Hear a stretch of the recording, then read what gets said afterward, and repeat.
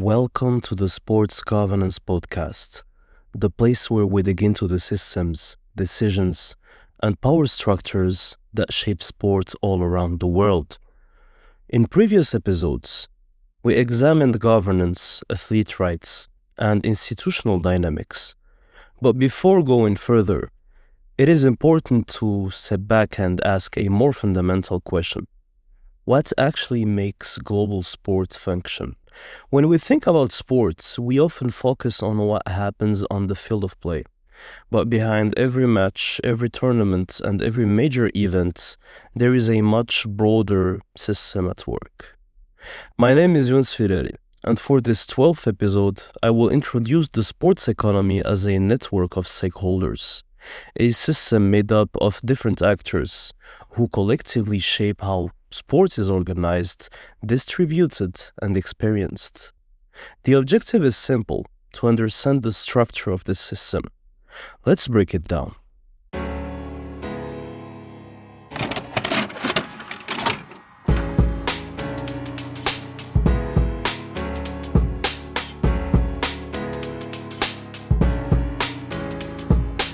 When we talk about the sports economy, we are not referring to a single industry in the traditional sense.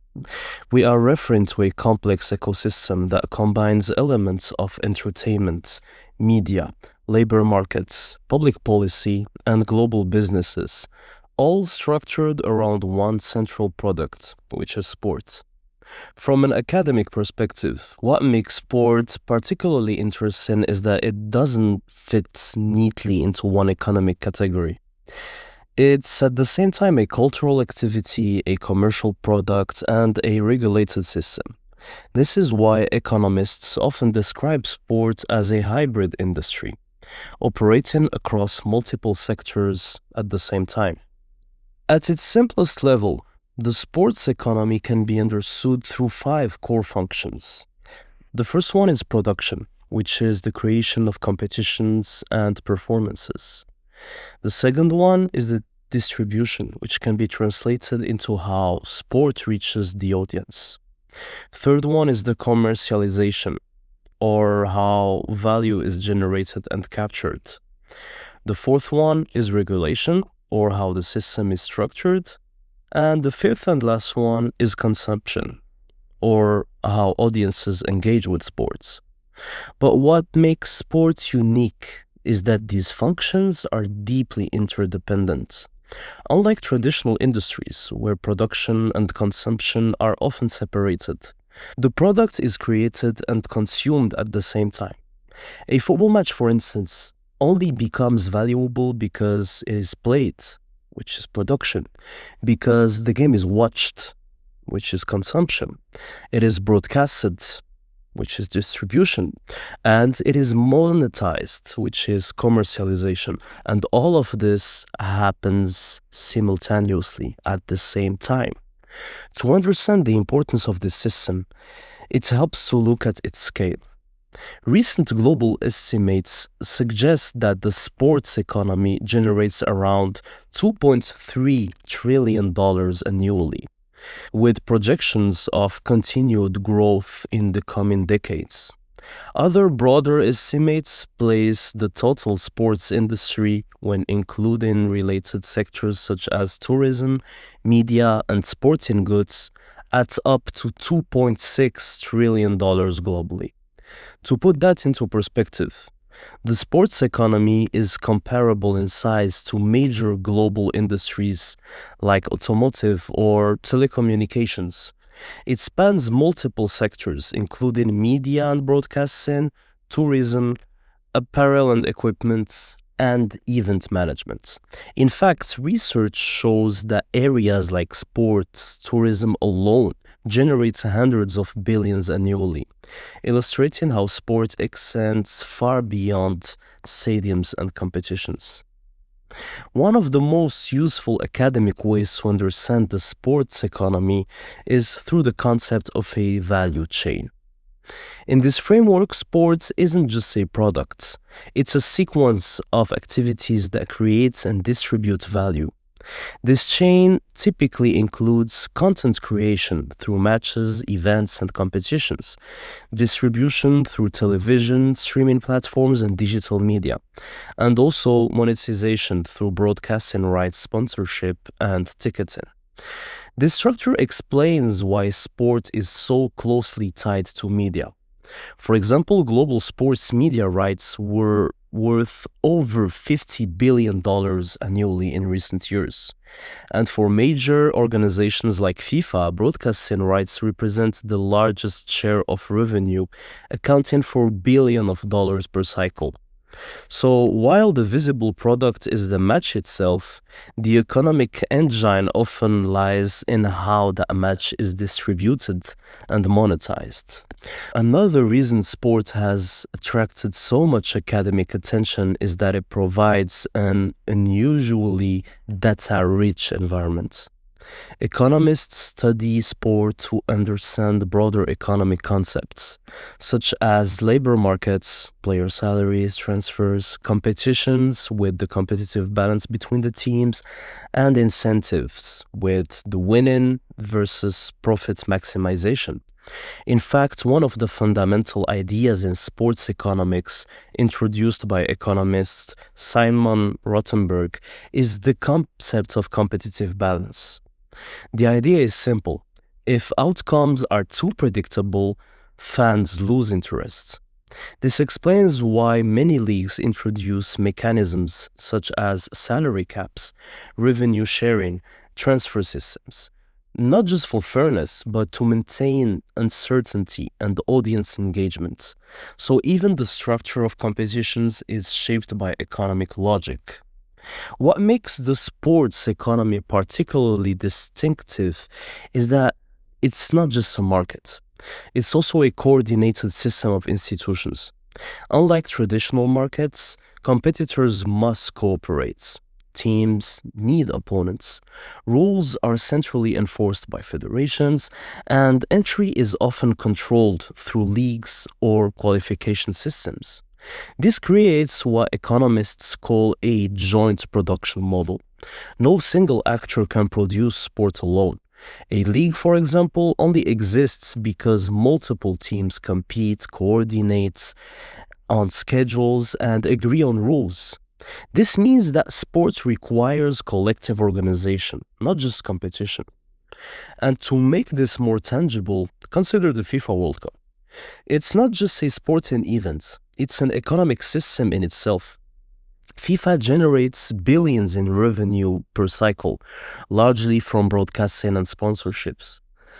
Host countries invest heavily in infrastructure. Sponsors gain global visibility. Media companies distribute the event worldwide. Athletes perform at the center of it. What appears as a tournament is actually the result of years of coordination, multiple stakeholders, and a complex economic structure. So when we talk about the sports economy, we are not just talking about money. We are talking about a structured system of interactions between production and consumption, between competition and cooperation, and between sport and broader economic forces. Once we understand that sport operates as a system, the next step is to identify the actors that make that system function. And this is where things become interesting.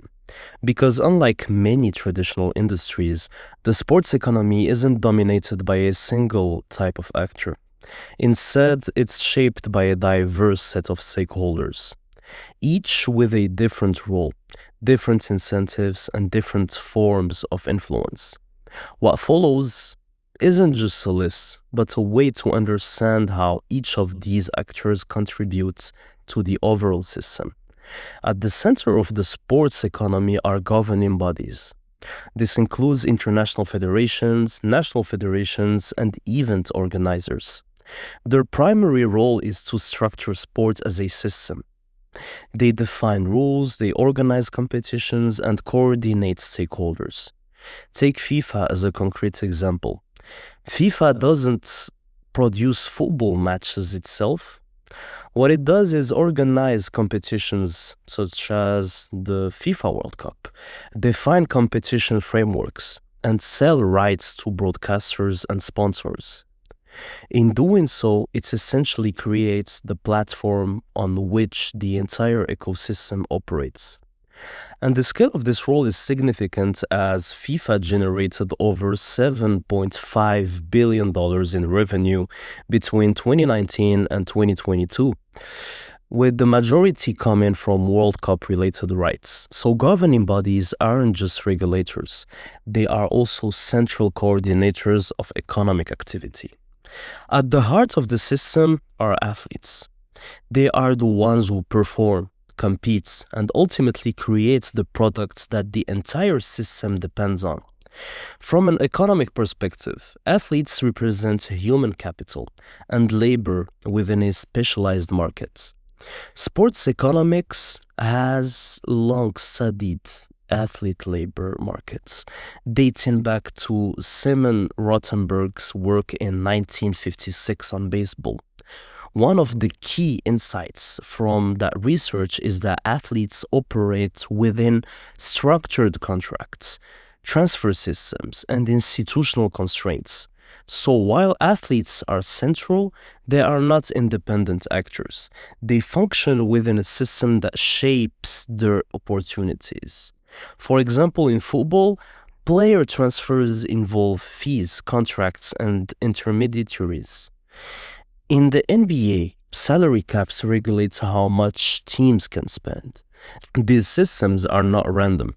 They are designed to balance competition, financial sustainability, and audience interests. If governing bodies structure the systems, clubs and leagues operate it on a daily basis. They are responsible for training athletes, organizing competitions, and maintaining the products. In many cases, they are also businesses. For example, top European football clubs generate hundreds of millions annually. And in America, NFL franchises are valuated in billions. And here we see an important economic distinction. Some teams prioritize profits, while others prioritize sporting success. This is what economics call the difference between profit maximization and win maximization. This dual objective is quite unique to sports. It explains why some clubs spend heavily despite losses, as well as why competitive balance remains a key concern. If athletes create the products, media is what makes that product global.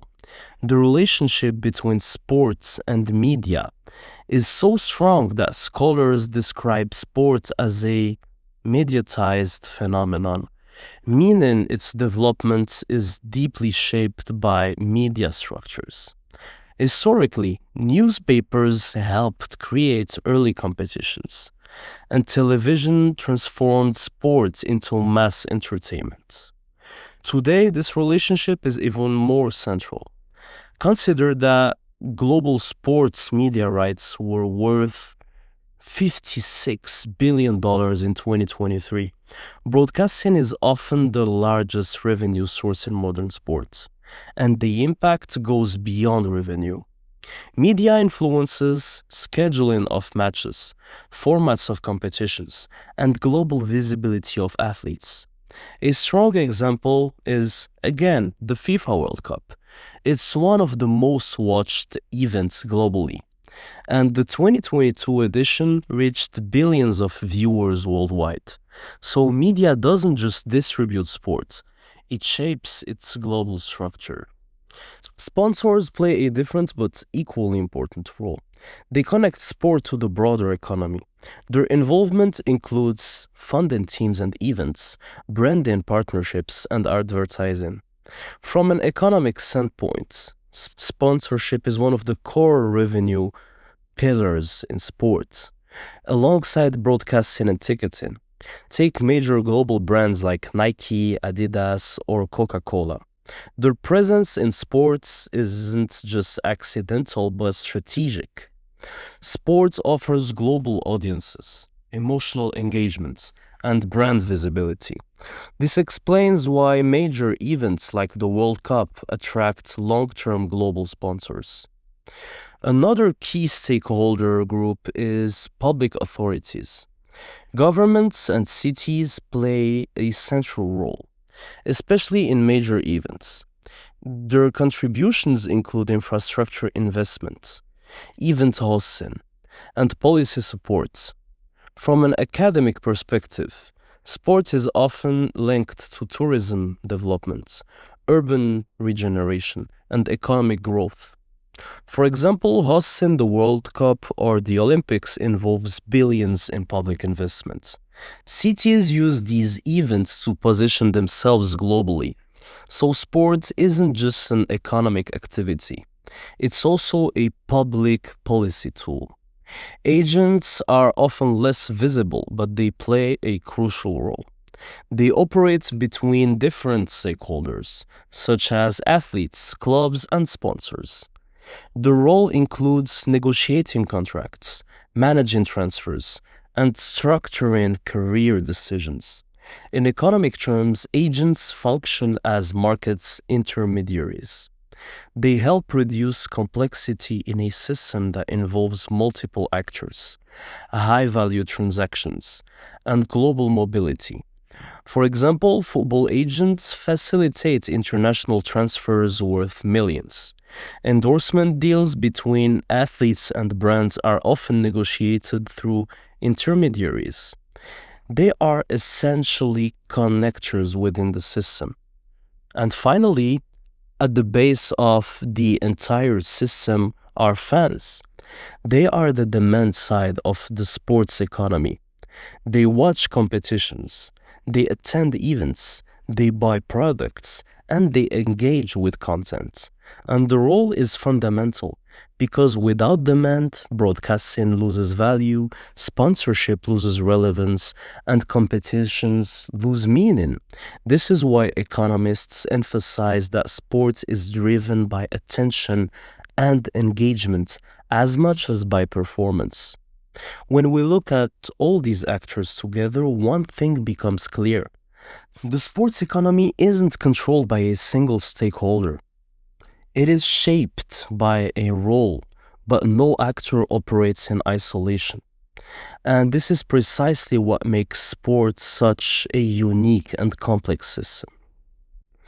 If we take a step back, what really makes the sports economy function isn't just the presence of these stakeholders, but how they interact with each other.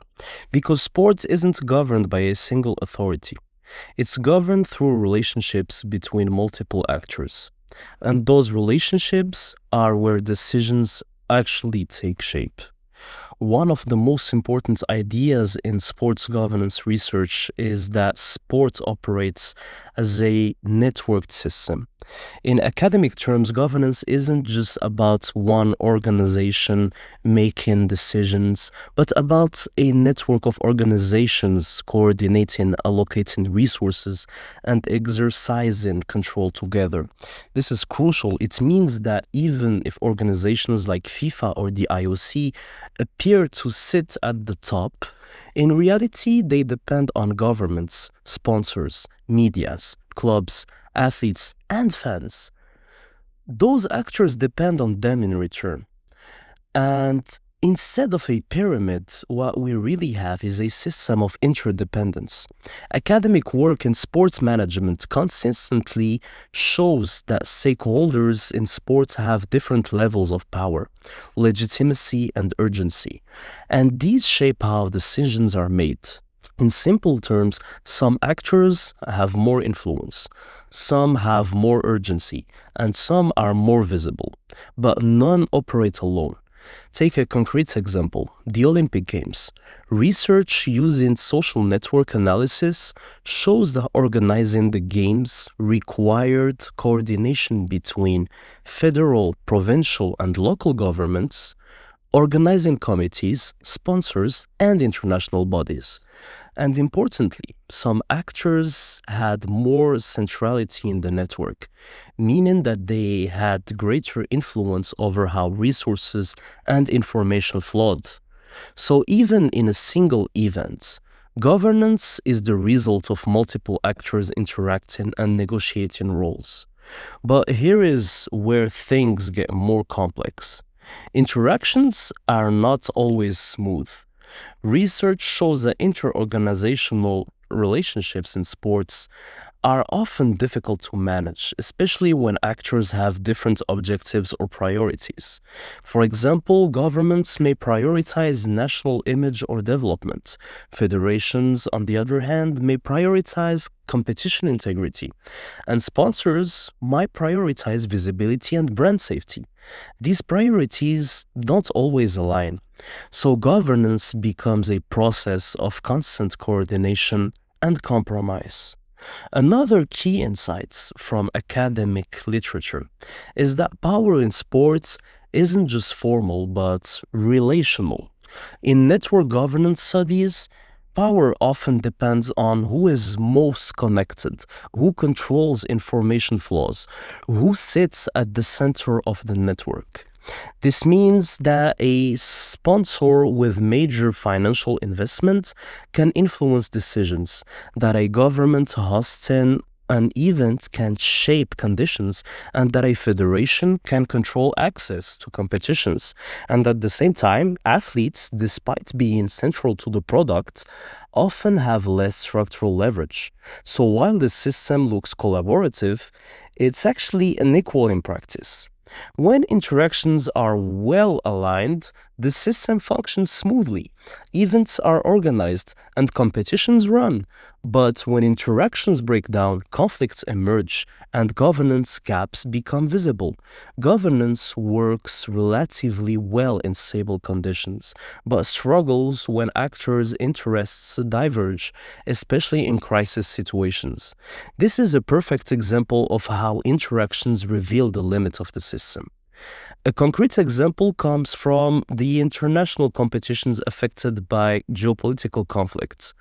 Event cancellations, relocations, and participation bans aren't made by one actor alone, but through a combination of federations, governments, security actors, and commercial partners. This shows clearly that governance decisions in sports aren't purely technical, but emerge from interactions between multiple stakeholders with different interests. Interactions in sports are not fixed, they evolve over time. As new actors enter the system and as economic, political, and social conditions change, relationships are constantly redefined. Research in sports governance shows that these systems adapt through new partnerships, external pressures, and institutional adjustments. So the structure of sports isn't static. It's shaped by ongoing interactions between stakeholders. At this point, the key question becomes, why does understanding the system actually matters? Because once you start seeing sport as an interconnected economic and governance system, a lot of things that previously seemed unclear start to make sense. In many discussions around sports, decisions are often framed as purely sporting, purely technical, or purely regulatory. But research in sports governance shows that decisions are shaped by multiple stakeholders with different interests, and that governance relies on coordination between them. So when we see a change in competition formats, a hosting decision, a regulatory shift, these are rarely isolated decisions. They are the result of negotiation, alignment of interests, and sometimes compromise. Understanding the system allows us to see that these outcomes are produced and not imposed. One of the most common observations in sports is inconsistency. Why are some decisions strict while others seem flexible? Why do similar situations lead to different outcomes? From an academic perspective, this is not necessarily irrational. Sports governance operates in what scholars describes as multi-stakeholder systems, where different actors have different priorities, different levels of influence, and different constraints. Because of this, decisions vary depending on context, outcomes depend on which actors are involved, and governance adapts rather than following a fixed logic. So what appears as inconsistency is often the result of complex interaction between stakeholders. Another key implication is that the effectiveness of sports depends heavily on how well these actors coordinate. Research on sports governance repeatedly shows that stakeholder collaboration, information sharing, and aligned objectives are essential for successful outcomes. When coordination works, events are delivered, competitions function smoothly, and systems remain stable. But when coordination fails, inefficiencies emerge, conflicts escalate, and governance gaps become visible. So the issue is often not the absence of actors, but the quality of interaction between them. Looking at the system also reshapes how we understand athletes' position.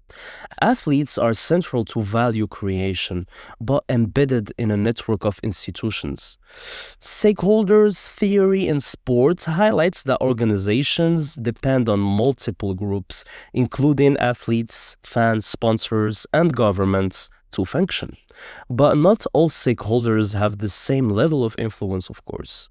This helps explain why athletes are visible but often structurally dependent. Decision making remains concentrated elsewhere, and the role varies depending on the context. Again, this isn't about critique, it's about understanding how the system is structured. Finally, understanding the sports economy makes it clear that sports isn't isolated. It's connected to global markets, public policy, media systems, and social dynamics. Academic research describes sports governance as operating across organizational, systemic, and political levels in a simultaneous way. This is why governments invest in sports, companies partner with sports, and institutions regulate it. Sport is embedded in a much wider system. So when we look at sports, what we are really looking at is not just a competition. We are looking at a system made up of multiple stakeholders, connected through ongoing interactions, and constantly evolving through coordination and negotiation. Understanding this doesn't simplify sports, it actually reveals its complexity. But it also provides something essential, a clearer way to understand how decisions are made, how the system functions, and how different actors shape the world of sport beyond the field of play. If you enjoyed this episode and want to help shape the next ones, let me know in the comments what topics you would like explored. Make sure to follow the podcast on streaming platforms and LinkedIn if you found this useful. You were listening to the Sports Governance Podcast by Younes Filali. Thank you for tuning in. Until next time.